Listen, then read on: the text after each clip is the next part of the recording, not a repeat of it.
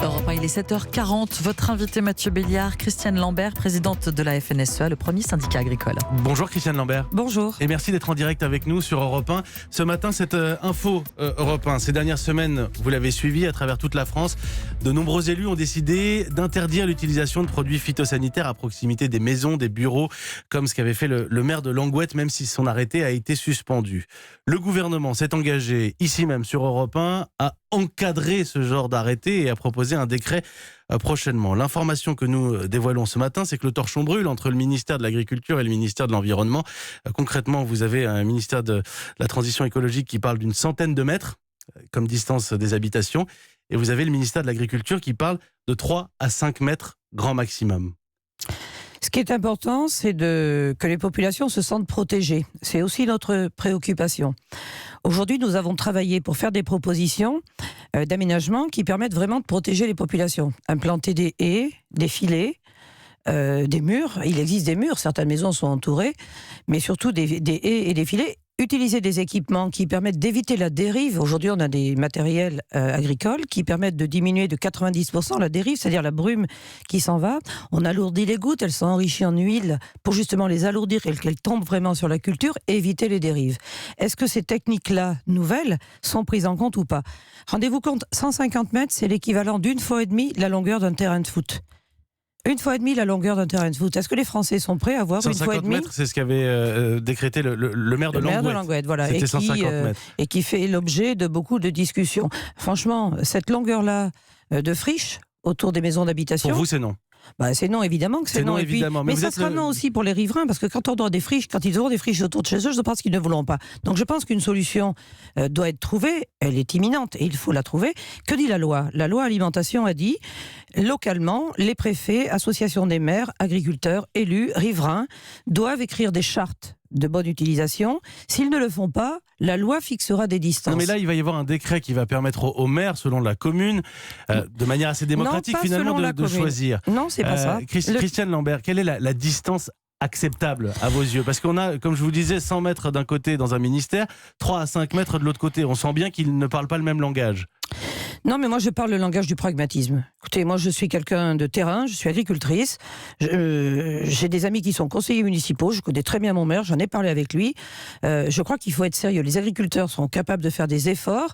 Quand on écrit des chartes, on cible, et donc on est capable de dire à tel endroit on met 2 mètres, à tel endroit on met 5 mètres, mais c'est pas un texte national descendant homogène partout, que vous soyez en vigne, en céréales, en maïs, mais ou que vous soyez dans le nord, 150 sud-est. mètres, c'est inacceptable.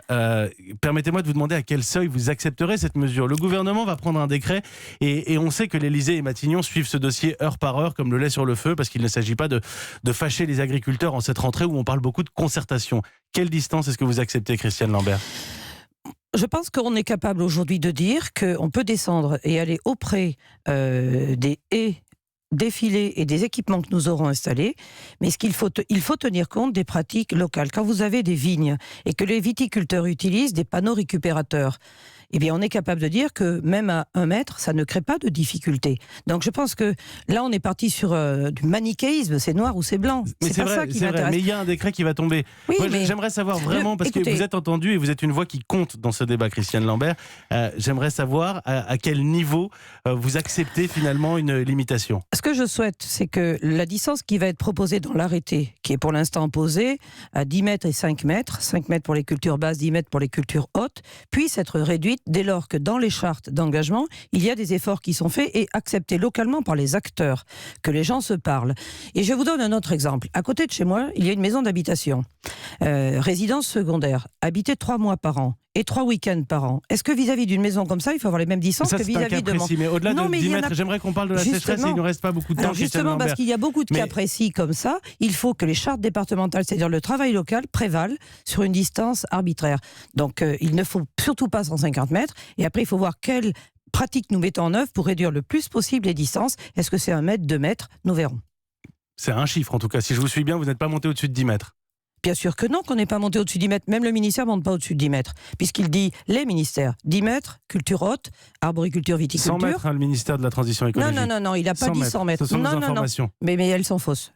C'est pas 100 mètres du tout On que dit le vérifiera ministre à l'écologie. quel sera l'avis 100 mètres, tranché. un terrain de foot, mais Au-delà de rendez-vous 10 mètres, compte. les agriculteurs, il y aura une mobilisation. Il risque d'y avoir peut-être des blocages, des manifestations.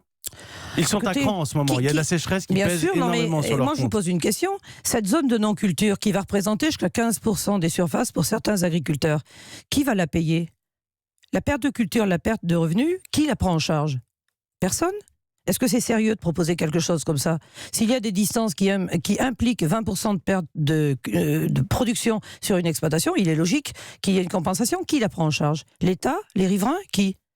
Il faut aussi poser ces questions-là. On raisonne économiquement. Les agriculteurs qui vivent aujourd'hui la sécheresse, c'est votre deuxième sujet, ont déjà des pertes de rendement et de revenus importantes. On voit aujourd'hui des gens du voyage, vous avez vu l'information hier soir, qui viennent s'installer chez nous sans aucune difficulté. On voit des gravats déchargés dans nos champs tous les matins. Il n'y a pas qu'à signe que ça se produit. Donc la sécheresse, elle est aujourd'hui omniprésente dans l'esprit. Aujourd'hui, ce sera ma dernière question, hein, Christiane Lambert. Est-ce que vous êtes capable de chiffrer l'impact de cette sécheresse sur le budget des agriculteurs que vous représentez? Oui, c'est plus de 80 millions d'euros. 80 millions d'euros 80 millions perdus d'euros, aujourd'hui. puisque ça a été chiffré à 55 millions d'euros par rapport aux 14 000 déclarations qui ont été faites au principal assureur. Et si on ajoute les sécheresses d'automne et tout ce qui s'est passé, c'est plus de 80 millions d'euros perdus par l'agriculture française. Donc les revenus sont très affectés. C'est ingérable pour nourrir les animaux.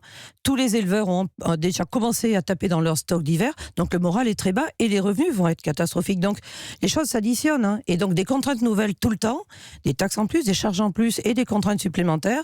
Oui, le chaudron est en ébullition dans beaucoup d'endroits. Et indéniablement, il y aura des réactions des agriculteurs. Que l'intelligence locale prévale. Tout ne se gère pas et tout ne se décrète pas de Paris. J'habite dans le Maine-et-Loire. La configuration de l'agriculture ne ressemble pas à ce qu'il y a chez mon collègue de l'Hérault, ni chez mon collègue de Seine-et-Marne. Faites confiance au terrain. Merci. Décentralisation, subsidiarité. Merci Christiane Lambert. Merci mille fois d'être Merci à venu vous. répondre à nos questions ce matin. Ces dossiers qui concernent à la fois nos auditeurs, consommateurs, riverains, mais aussi les agriculteurs qui nous écoutent évidemment. Merci d'être venu répondre à nos questions. Christiane Lambert, présidente de la FNSEA.